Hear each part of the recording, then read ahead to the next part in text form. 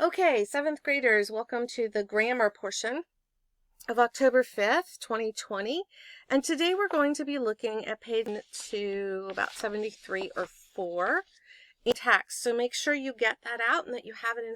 I always want you, whenever I'm teaching you in person or you should always have that green book in front of you. I know it's not the most exciting book you've ever seen in your life, but it should always be in front of you because I use their examples and I often will diagram right straight from the book. So make sure you have those. It's no sense in having a book if we don't thoroughly use it.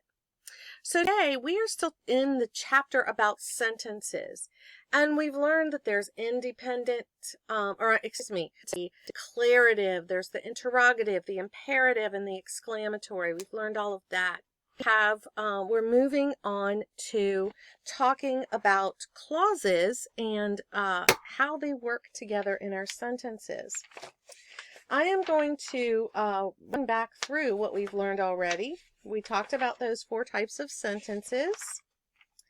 We talked about word order, which I'm not as crazy about. I don't care really what order you put them in, as long as you vary your word order. Then we talked about clauses, and we talked about clauses as being independent and dependent. Clauses do have a subject and a verb in them. Phrases do not. So if you haven't gotten that so far, you need to write that down, like in big letters. Just don't write it on the wall at home. Probably not on the bathroom mirror either, but somewhere where you're going to remember it. Clauses, subject, verb. Phrases, no, they do not have the subject verb. We have also talked about independent clauses being like your parents. You know, they have their own house, their own money, their own car. They can do fun things whenever they want. They're independent. They're adults. You, on the other hand, are dependent. You don't have money. You don't have a car. You don't have, you can't drive. They're allowing you to live in their house. You're dependent on them. Well, that's exactly how clauses work in sentences, to put them together as a nice little jigsaw puzzle. So today we're going to learn about how those independent and dependent clauses work together. And if you will look at the gray box on page 70, it is going to explain 2 types of sentences. And today we're going to be learning about a 3rd type. And the simple sentence contains 1 independent clause. 1 sentence that can stand by itself. The cat ran to the store. That's independent. After the rain is not. That's not even a clause. That's a phrase. But the cat ran to the store is independent. It can stand alone, and it's called a simple sentence. Now, there can be a lot of words in a simple sentence, so don't let it trick you. It's not just that it's short. It's just that there's 1 independent clause. I could say the cat ran to the storm after the storm, during the rain, while the street flooded with water from the nearby creek. I think I've added like 5 prepositional phrases. That's a lot of words, but it's still a simple sentence. So you've got to remember that. A compound sentence contains 2 or more independent. The cat ran to the store and the dog ran home. Are both independent, could stand by themselves, but they have been put together and are connected by a conjunction. So we're going to see how that all works. Now, you could have multiple subjects. I could say the cat, dog, and mouse ran to the store, and that is still a simple sentence, even though it's got 3 subjects. I could say the cat, dog, and mouse ran, jumped, and shrieked on their way to the store. It's a simple sentence. So I can add lots of verbs. I can add lots of nouns or subject to nouns, but generally it will stay simple. Now, I want to show you what this looks like on a diagram. It's easier to see it in a picture. Remember, you know how much I like to diagram. So we're going to jump all the way over to page 71, and we have a sentence there. The men have worked hard, and we appreciate their efforts. Now, the men worked hard. We're going to diagram just that simple sentence. The men worked hard. Simple sentence. Who worked? The men. What did they do? They worked.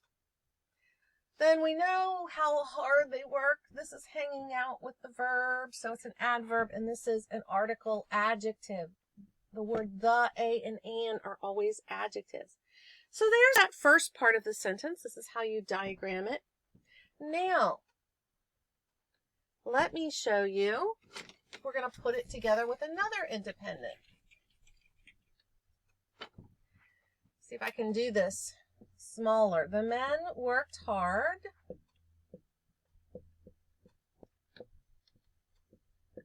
What's the next part? And we appreciate their efforts.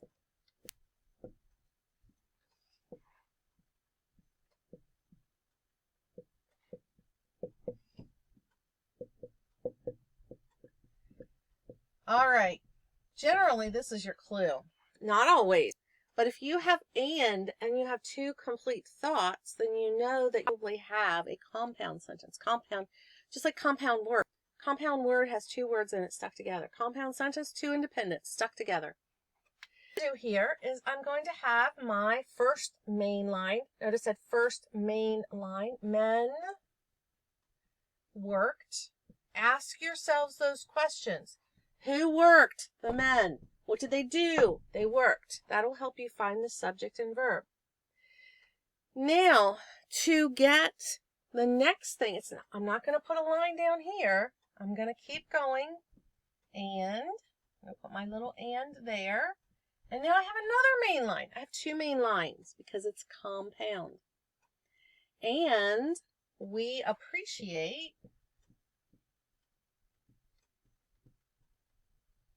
and we know we appreciate their efforts. Let's move that out of the way. And we would put efforts right there. This is what we use when we have two main lines. Now, most of the time I tell you, you only have one main line. In this case, because it's a compound, we have two main lines joined by and. Or could say the men worked hard, but we appreciate. Nor we appreciate. Whatever the conjunction is that is joining them is going to go up there in the important part of the sentence on the main line. Now, I want you to look at the very next diagram under that, and you will often, like I said, you could have a couple subjects and verbs in your independent, so you got to be careful of that. Look at the next one. It says the apostles were threatened, but they obeyed God and preached Christ. Whoa, we've got two verbs, and it looks like two direct objects in there. So we would ask the first question. Who was threatened? The apostles. Well, that's our subject. What happened to them, or what did they do? They were threatened. Well, there's my subject and verb. Then I have that word but, or and, or nor, or for, whatever. But goes right there in the middle on the little dot, dot, dot. Now I have to do my next main line. They, I've got two verbs. What did they do? They obeyed and they preached. That is where you're going to draw that little pencil point, or I'm trying to remember what others call it, fork, because they were doing two things. So here's the but. I didn't write the first part. And here's where I have to make it verbs. And what were the verbs? Obeyed and preached. They did two different things. Obeyed God and preached the word. Is that what it was? Preached Christ. Because I can answer obeyed what or who, that means there's a direct object. Preached what or who? Christ. So we have the direct object space, the verb space, and here's the subject. So don't get confused if you start seeing those extra verbs. Now, what I want you to do is I like when people write down samples in their notes or on an index card. Again, don't paint on the wall or anything like that. But make sure your samples are somewhere where you can pull on them. Later in the year, when we've gotten a lot more added into our or diagramming. I have a diagramming cheat sheet that I'll give you. But now what I want you to do is really focus on making sure you're including these in your notes. Okay, so you've got two great examples there at the bottom of page 71. But I do want you to hop over to class practice. And we are going to do a little bit of this. I'm just going to pick a couple in each section, and we're going to do that. I'm going to have you write it down on your paper. You do not have to turn this in. I would suggest, though, that you get like a whiteboard or something that you can erase, or just have scrap paper at hand. Occasionally, I might tell you to turn it in. So you definitely want to do it. It's just like us doing class practice in class at school. So we have number one. I'm going to do number 1 and 2 for A. We've got the horse ran away, the goat stayed in the pasture.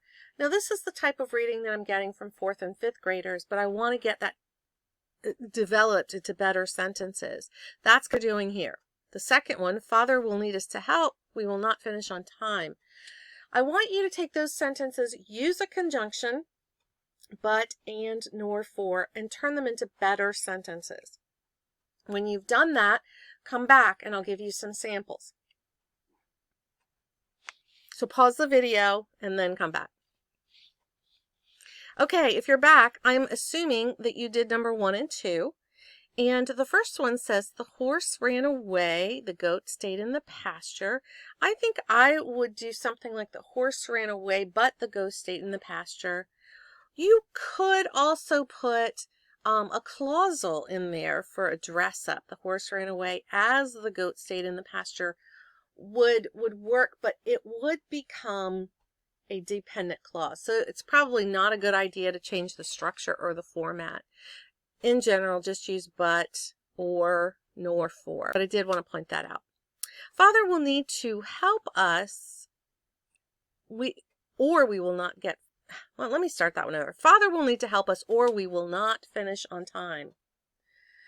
I'm trying to think if anything else would fit in there. Father will need to help us, but it doesn't really work. I think or is the best thing. All right, let's look at B. Tell whether the two clauses in each sentence are related or unrelated. And this is really important to make sure that all your clauses seem to fit together and not be just kind of out in left field. So let's take a look at these. Mother prepared a delicious breakfast and we walked to school. That one could go either way. It seems like it could be related. I would probably clear it up. I would say Mother prepared a delicious breakfast, then we walked to school. But again, that changes the structure of the sentence. So probably this one is unrelated, but it could be with some changes. Henry pulled weeds in the garden, but we could not find the book. Obviously unrelated. So make sure that your clauses always fit together. Yesterday we watered the garden and today the peas are up. Well, that's related. You watered, something happened. Several deer have been seen in the woods near the farm, yet they disturbed our corn patch. Again, that's related. What are those deer doing over there? Are they messing with us? It's related. And finally, the load of topsoil has not arrived, nor has Mother called Aunt Lorene. Well, topsoil and calling Aunt Lorene don't really seem like they're related. So this is just reminding you to make sure that everything seems to work together in your sentence. And then what I'd like for you to do is take a moment, pause the video, and look down through 1 through 5 and tell me whether they are simple or compound, and then I will give you the answers. And we'll practice with some of these diagramming on Wednesday. So pause the video for a second, and then I'll give you the answers. Okay, so if you are back, I assume you did 1 through 5. And number 1 is compound. Abram left Ur of the Chaldeans, for, there's that conjunction I've mentioned, God had called him. That one is compound. He did not know his destination, but he did trust the Lord. That one is also compound. Gideon's 300 men blew and broke their pitchers. That one is simple. We do have 2 verbs there, blew and broke. But we do not have a complete independent clause as the second part. Gideon's 300 men blew their trumpets, broke their pitchers is not an independent clause. So that one is simple. Moses and Elijah came and talked with Jesus. Well, that one is also simple. I've got 2 subjects and I've got 2 verbs, but Moses talked with Jesus, Elijah talked with Jesus. There's not 2 separate thoughts coming together. The disciples marveled at Jesus' glory, yet they did not fully understand his words. That one is compound. I've got 2 full subjects, a complete subject verb, another complete subject verb. So I hope you see the differences in these. And I believe that you will have some diagramming practice. Since it's Monday, I won't see you till, well, just bring any problems that you have with the diagramming, bring them to class on Wednesday so that we can go over those. And that's all I have for you today. So let me know if you have any questions, and I will see you on Wednesday.